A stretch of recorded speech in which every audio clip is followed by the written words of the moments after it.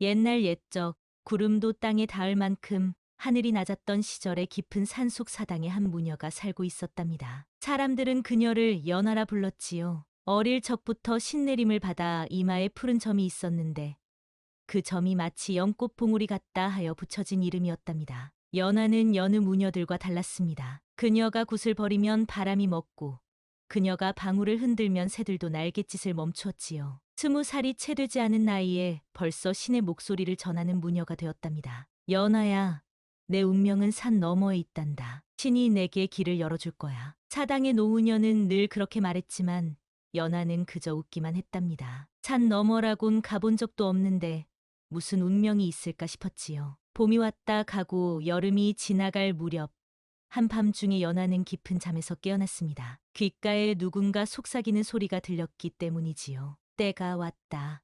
때가 왔다. 잠에서 깬 연하는 홀린 듯 방 밖으로 나왔습니다. 달빛이 환하게 내리쬐는 마당에 서서 눈을 감고 몸을 흔들기 시작했지요. 그녀의 몸이 저절로 춤을 추기 시작했고 입에서는 알 수 없는 말들이 흘러나왔답니다.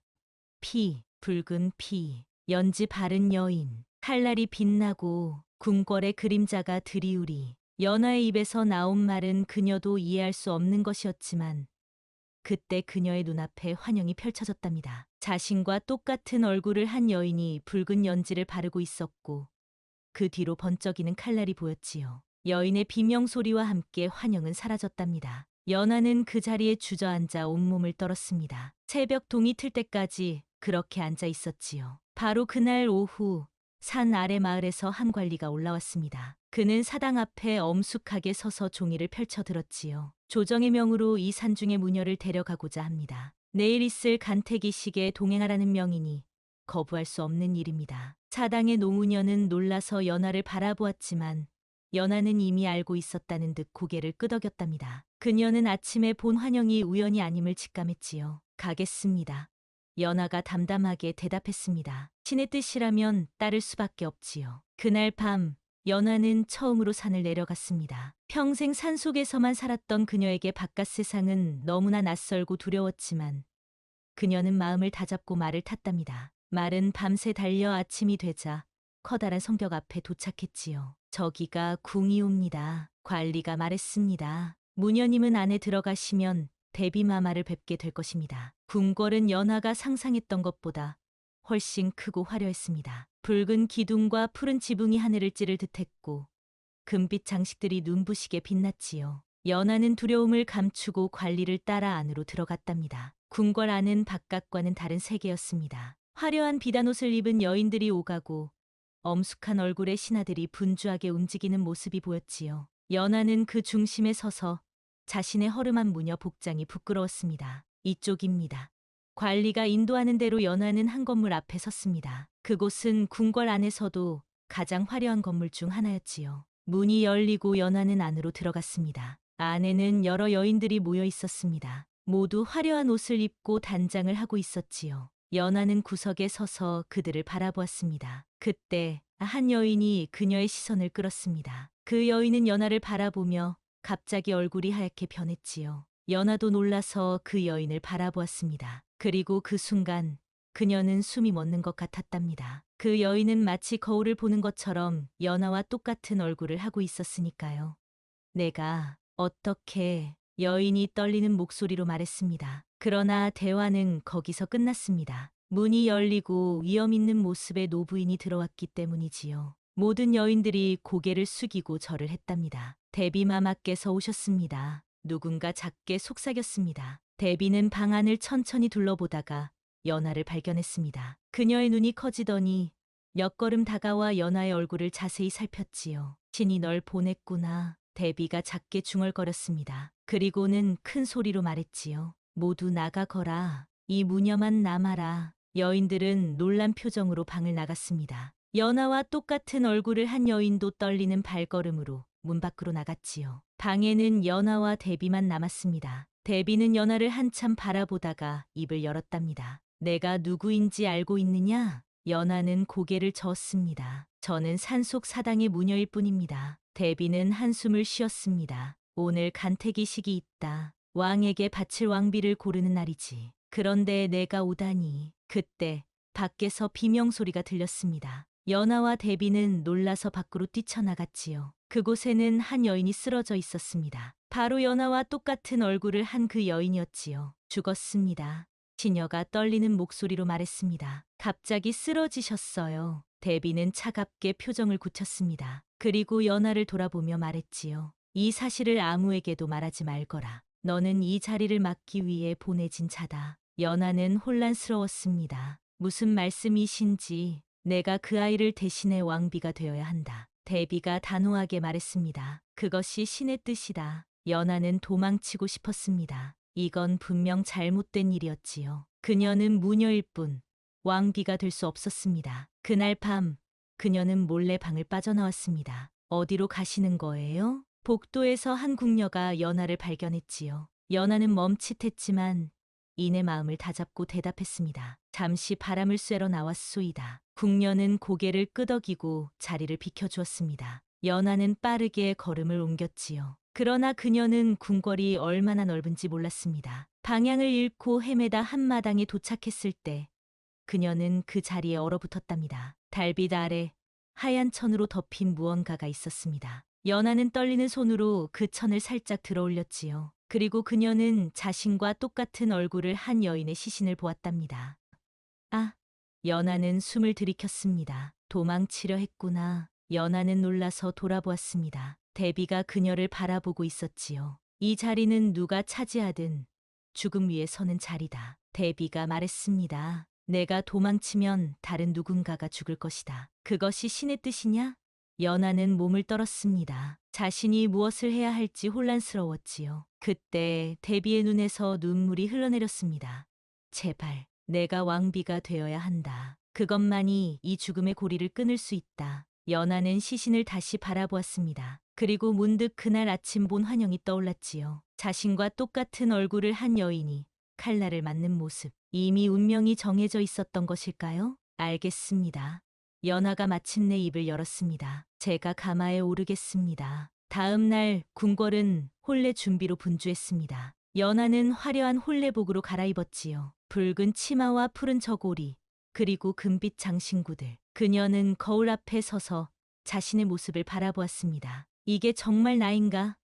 연하는 중얼거렸습니다. 얼마나 아름다우신지. 시녀가 감탄했습니다. 왕께서 반하실 것입니다. 연하는 마음을 다잡았습니다. 그녀는 무녀였고 신의 뜻을 따르는 것이 그녀의 운명이었지요. 만약 신이 그녀를 왕비로 삼고자 한다면 그것이 이유가 있을 것이라 생각했답니다. 드디어 혼례의 시간이 왔습니다. 연하는 붉은 가마에 올라 궁궐 안으로 들어갔지요. 가마 안에서 그녀는 떨리는 마음을 진정시키려 노력했습니다. 신이시여, 저에게 힘을 주소서. 연하는 작게 기도했습니다. 가마가 멈추고 문이 열렸습니다. 연하는 천천히 가마에서 내려 앞으로 걸어갔지요. 그곳에는 왕이 기다리고 있었습니다. 왕은 연하를 보는 순간 눈을 크게 떴습니다. 그의 얼굴에는 놀라움과 함께 묘한 위화감이 스쳤지요. 그러나 그는 아무 말도 하지 않았답니다. 연하는 왕 앞에 서서 절을 했습니다. 그녀의 몸은 떨렸지만 그녀의 눈빛은 단단했지요.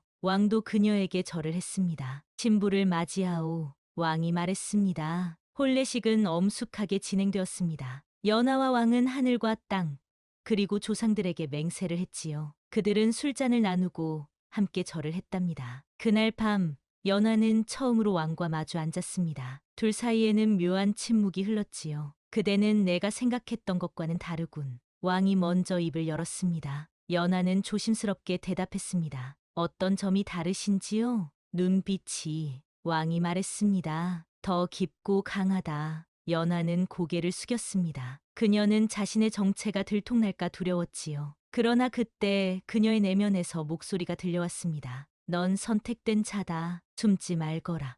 연하는 천천히 고개를 들었습니다. 그리고 왕의 눈을 똑바로 바라보았지요. 전 그저 폐하를 섬기려 왔을 뿐입니다. 왕은 고개를 끄덕였습니다. 그리고 그날 밤 그들은 더 이상 말을 나누지 않았답니다. 날이 흐를수록 연하는 궁궐 생활에 조금씩 적응해 갔습니다. 아침에는 대비께 문안을 드리고 낮에는 왕비의 직무를 수행했지요. 그러나 그녀의 마음 한편에는 항상 무녀로서의 감각이 살아있었답니다. 무언가 이상해. 연하는 종종 궁궐 안에서 이상한 기운을 느꼈습니다. 마치 누군가가 그녀를 지켜보는 것처럼 또는 무언가 불길한 일이 일어날 것처럼 느껴졌지요. 왕비마마, 오늘 저녁에 폐하께서 찾아오신다고 하셨습니다. 시녀가 전했습니다. 연하는 놀랐습니다. 왕은 혼례식 이후 그녀를 거의 찾지 않았기 때문이지요. 그녀는 마음을 가다듬고 준비했답니다. 저녁이 되자 왕이 찾아왔습니다. 그는 연하를 보고 미소를 지었지요. 그대는 어떻게 지내오? 왕이 물었습니다. 잘 지내고 있습니다, 폐하. 연하가 대답했습니다. 왕은 고개를 끄덕였습니다. 그리고 잠시 침묵 후에 말을 이었지요. 내 동생이 병을 앓고 있다오. 연하는 귀를 기울였습니다. 왕의 동생이라 그녀는 아직 만나보지 못했지요. 어떤 병인지요? 연하가 물었습니다. 밤마다 악몽에 시달린다오. 의원들도 손을 쓰지 못하고 있지. 연하는 순간 긴장했습니다. 악몽은 종종 영혼의 병이었고 그것은 무녀가 다룰 수 있는 영역이었지요. 그러나 그녀는 지금 왕비였고 무녀의 일을 할 수 없었습니다. 참 안타깝습니다. 연하는 조심스럽게 말했습니다. 왕은 그녀를 한참 바라보았습니다. 그리고 문득 물었지요. 그대는 혹시 무속에 대해 알고 있소? 연하는 가슴이 쿵쾅거렸습니다. 왕이 그녀의 정체를 알고 있는 것일까요? 그녀는 침착하게 대답했답니다. 저 산속에서 자랐으니 조금은 알고 있습니다. 왕은 고개를 끄덕였습니다. 그렇다면 동생을 도와줄 수 있겠소? 연하는 놀랐습니다. 왕이 직접 그녀에게 무속의 도움을 청하다니. 그녀는 잠시 생각한 후 대답했지요. 해볼 수 있습니다, 폐하. 그날 밤 연하는 몰래 자신의 방에서 작은 굿을 버렸습니다. 그녀는 산에서 가져온 방울을 조용히 흔들고 신에게 기도했지요. 신이시여, 왕의 동생을 보호하소서. 그의 악몽을 쫓아주소서. 연하는 밤새 기도를 올렸습니다. 그리고 다음 날 놀라운 소식이 들려왔지요. 왕자님이 깊은 잠에 드셨습니다. 몇 달 만에 처음으로 악몽 없이 주무셨다고 해요. 연하는 안도의 한숨을 내쉬었습니다. 그녀의 기도가 통한 것이지요. 그러나 그녀는 조심해야 했습니다. 만약 그녀가 무녀라는 사실이 알려진다면 큰 문제가 될 수 있었으니까요. 그러나 그녀의 걱정과는 달리 왕은 다음 날 그녀를 찾아와 고마움을 표했습니다. 그대 덕분에 내 동생이 건강을 되찾았소. 감사하오. 연하는 고개를 숙였습니다. 당연한 일을 했을 뿐입니다, 폐하. 그날 이후 왕은 종종 연하를 찾아왔습니다. 그들은 점점 더 많은 대화를 나누었고 왕은 처음으로 진심으로 연하를 마주하기 시작했지요. 그대는 특별한 여인이오. 왕이 어느 날 말했습니다. 내가 처음 봤을 때부터 그렇게 느꼈소. 연하는 미소를 지었습니다. 그러나 그녀의 마음 한편에는 여전히 불안이 자리 잡고 있었지요. 그녀는 진실을 말할 수 없었으니까요. 그러던 어느 날 연하는 자신의 방에서 무녀 시절 쓰던 부적을 발견했습니다. 그녀는 그것을 어떻게 처리해야 할지 고민했지요. 결국 그녀는 하나의 계획을 세웠답니다. 연하는 그 부적을 일부러 궁 안의 여러 곳에 남겨두었습니다. 그리고 누가 그것을 발견하고 어떻게 반응하는지 지켜보기로 했지요. 얼마 지나지 않아 궁 안에서 소문이 돌기 시작했습니다. 이상한 부적이 발견되었다고 해요. 누군가 궁 안에 귀신을 부르는 주술을 걸었다는 소문이 있어요. 연하는 그 소문을 듣고 누가 가장 민감하게 반응하는지 지켜보았습니다. 그리고 그녀는 한 대신이 특히 그 소문에 예민하게 반응하는 것을 발견했지요. 왕비는 무당이다.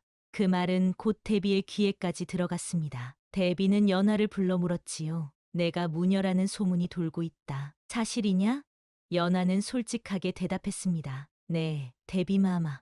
저는 원래 무녀였습니다. 대비는 한숨을 쉬었습니다. 그것이 알려지면 위험하다. 왕비가 무녀라니 조정이 뒤집힐 것이다. 그러나 예상과 달리 왕은 그 소문을 듣고도 연하를 보호했습니다. 백성을 구한 자가 왕비라면 나는 그 손을 잡겠다. 왕이 선언했습니다. 왕비의 배경이 무엇이든 그것은 중요하지 않다. 왕의 말에 연하는 감동했습니다. 그리고 그녀는 점점 더 자신의 정체를 숨기는 것이 옳지 않다고 느꼈지요. 연하의 정체에 대한 소문은 점점 더 커져갔습니다. 그러나 왕은 굳건하게 그녀를 지켰지요. 왕은 심지어 그녀의 정체를 문제 삼는 자들에게 국문금지령을 내렸답니다. 왕비의 과거는 더 이상 언급하지 말라. 그것은 왕명이다. 그러나 연하는 알았습니다. 자신의 정체를 영원히 숨길 수는 없다는 것을 그녀는 마침내 결심했지요. 데비마마, 제가 직접 진실을 밝히겠습니다. 데비는 놀라서 그녀를 바라보았습니다. 무슨 말이냐?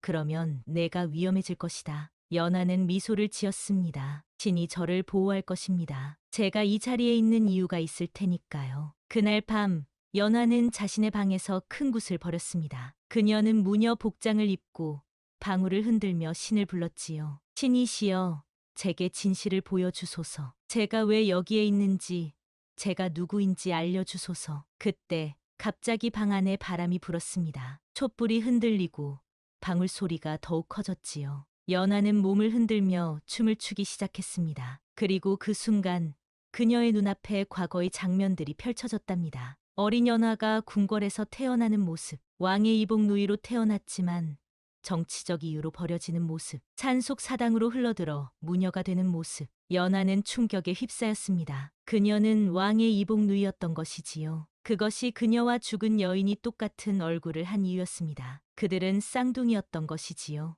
연하는 그 자리에 주저앉았습니다. 그녀의 눈에서는 눈물이 흘러내렸답니다. 모든 것이 이해가 되었지요. 데비가 그녀를 처음 봤을 때 왜 그렇게 놀랐는지, 왜 그녀에게 신이 널 보냈구나라고 말했는지. 그날 밤 연하는 잠을 이루지 못했습니다. 그녀는 아침이 밝자마자 데비를 찾아갔지요. 데비마마.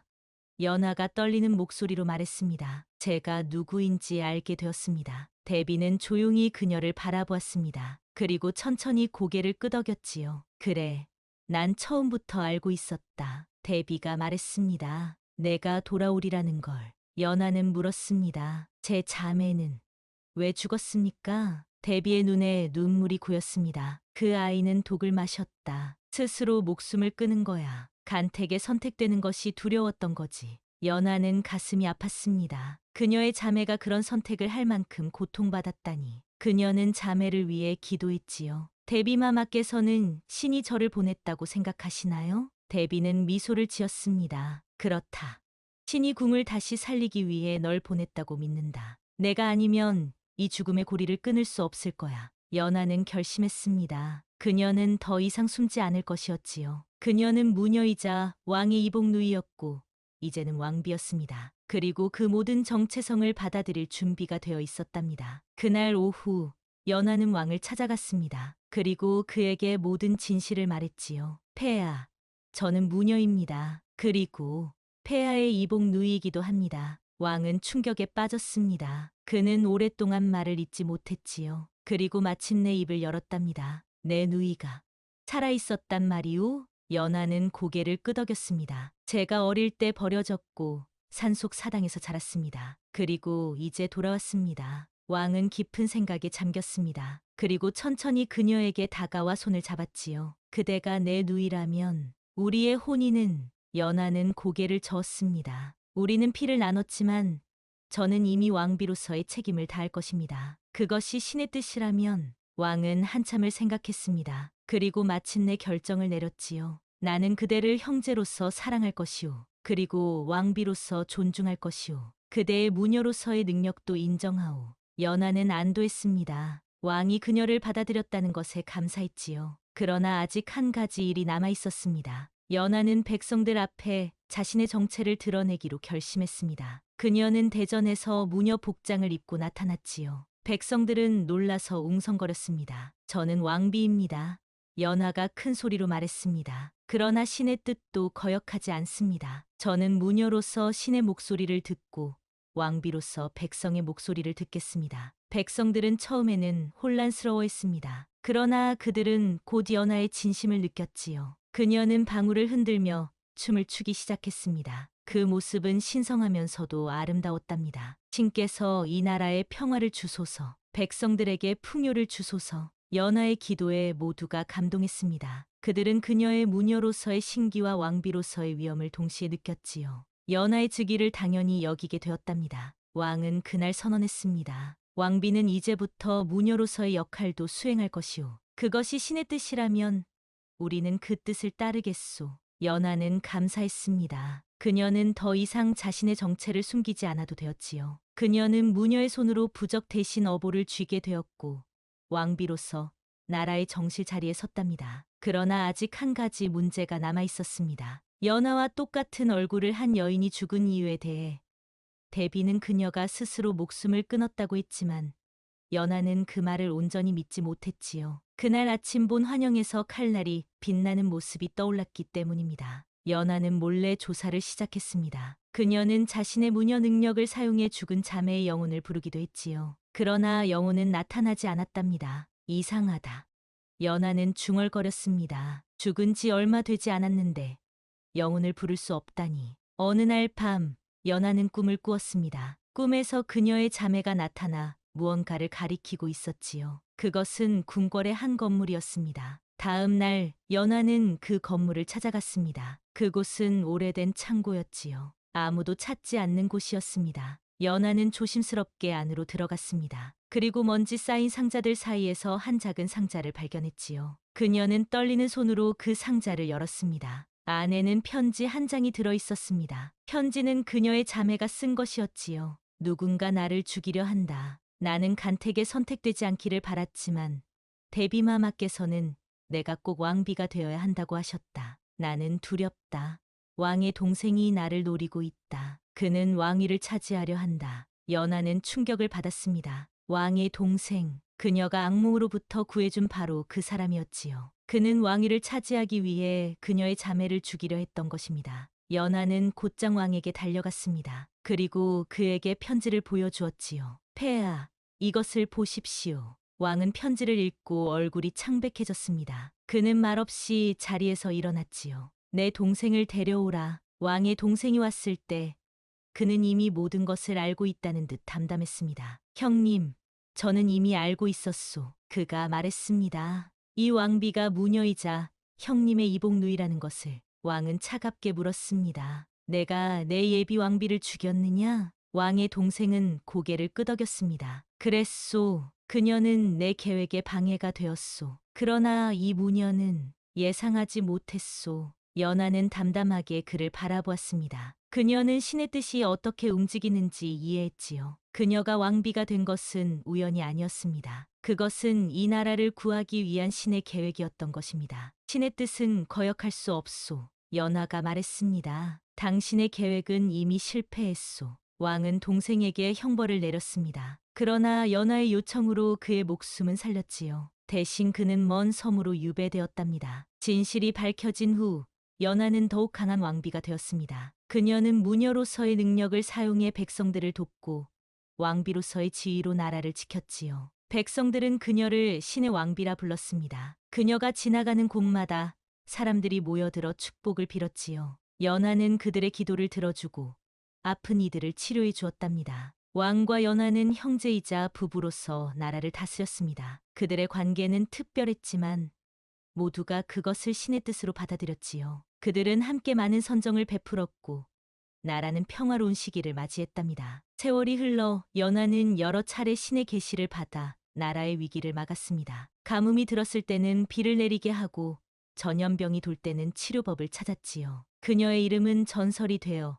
전국으로 퍼져나갔답니다. 연하는 나이가 들면서도 그 신비로운 기운을 잃지 않았습니다. 그녀의 이마의 푸른 점은 더욱 빛났고 그녀의 눈빛은 더욱 깊어졌지요. 마지막 날 연하는 정전에서 왕과 나란히 앉았습니다. 그들은 함께 창밖 하늘을 바라보았지요. 연하는 미소를 지으며 속으로 읊조렸답니다. 신이여, 나의 굿은 끝났습니다. 이제는 백성을 위한 기도를 올릴 차례입니다. 그리고 그날 밤 연하는 평화롭게 눈을 감았습니다. 사람들은 그녀가 죽었다고 말했지만 어떤 이들은 그녀가 하늘로 올라갔다고 믿었지요. 연하의 이야기는 오랫동안 전해졌고 사람들은 그녀를 기억할 때마다 하늘을 바라보며 신의 뜻을 생각했답니다. 그리하여 무녀였던 왕비의 이야기는 오늘날까지 전해지고 있답니다. 운명이 우리를 어디로 인도할지는 아무도 모르지만 신의 뜻을 따르면 언젠가는 제자리를 찾게 된다는 교훈을 주고 있지요. 이것으로 무녀 왕비 연하의 이야기는 끝이 납니다. 어떤 이야기든 끝이 있듯이